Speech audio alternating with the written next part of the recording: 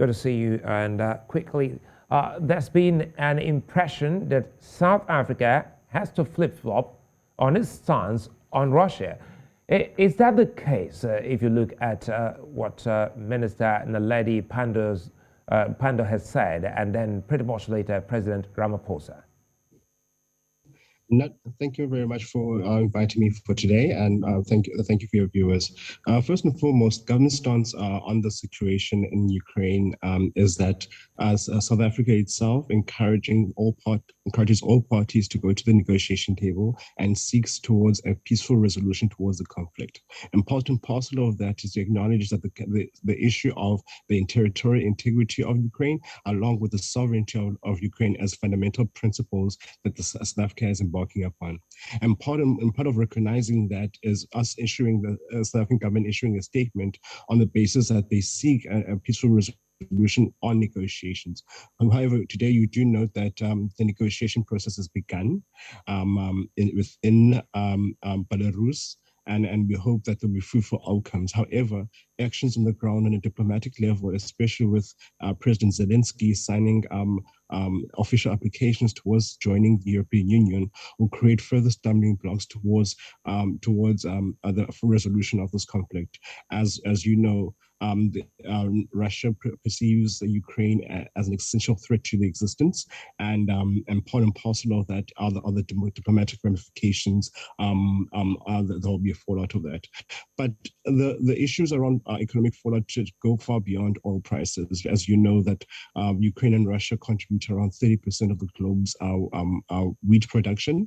And Africa currently has around $4 billion worth of trade with Russia, and around $2.9 billion with Ukraine. So there are huge financial impacts towards Africa and in this spillovers, which I can elaborate a bit later. So, Somya, you know, South Africa has been considered an ally of Russia due to its Brics affiliation.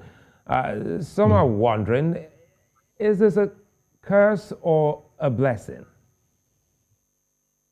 It is a blessing and a curse at the same time. It's a blessing on the basis that Russia has South Africa has the ear of the Russian government, and therefore the Russian government listens to South Africa in terms of advice and closed door diplomacy, and in its essence is a fundamental opportunity for South Africa to play an insider role when it comes to this. However, what I would like to remind our viewers is that Brics itself is not a political formation. Itself is an economic relations arrangement, with no political ramifications. As you have seen with the stances of various other Brics countries, such as Brazil and India, which are also taking a middle path towards the conflict, and also China also taking a middle path towards the conflict, and with Brazil are encouraging Russia to withdraw its troops too. So when it comes to the relationship with Russia, South Africa shares a long-standing relations with Russia that go back towards the struggle against apartheid, and along with the solidarity and help that South Africa received from the Soviet Union, along with other liberation movements across the Southern African sphere. And therefore, even with that entry point being so close to Russia and having Russia's ears due to that historic relationship, along with other relations that we have developed in a bilateral basis and a multilateral basis, South Africa positions itself as a very, very, very good strategic area of entry for the African continent.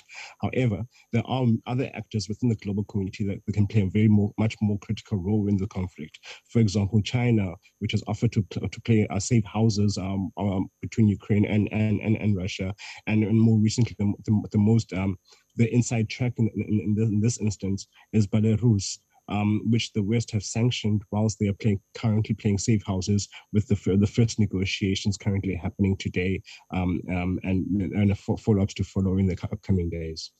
Now let's look at what's going on in Ukraine. We've seen numerous videos on social media about the Africans who live and study in Ukraine struggling so hard to get out in such hard, weather conditions. Should African governments be more vocal?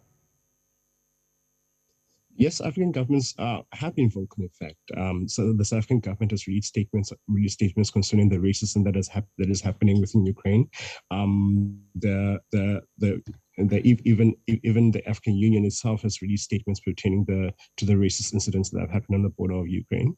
But South Africa has been assisting other African countries too to get their citizens out. As you know, there are around 8,000 Moroccan students currently in Ukraine. There are around 4,000 Nigerian students in Ukraine. There are around 3,500 Egyptian students and around a few hundred South African students in Ukraine. So it has been a collaborative effort by continental partners in order to get their citizens out. However, the challenge now is a situation on the Polish border in which South Africa has encouraged its residents to go to the Hungarian border in order for them to receive appropriate help. The EU has also stepped in terms of getting African citizens out, with the EU ambassador to South Africa offering a helping hand to all African governments should their citizens experience any trouble entering Western Europe and other neighboring countries out of Ukraine. And so what we have seen now is the joint collaboration and the joint efforts and cooperation of African states in order to ensure the safety of the citizens. And we must acknowledge that, by the way, because this is a very, very, very volatile situation, and it's moving pieces on the ground. And part of the most moving pieces on the ground is ensuring that people are safe, not only in safe houses, but also safe in terms of human security-wise. People are losing their livelihoods, and there's a mass internal displacement situation caused by the conflict.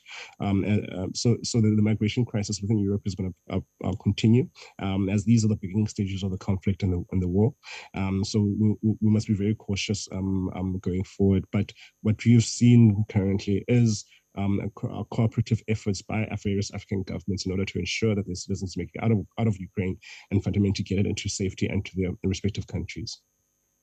Somya, many thanks for your time.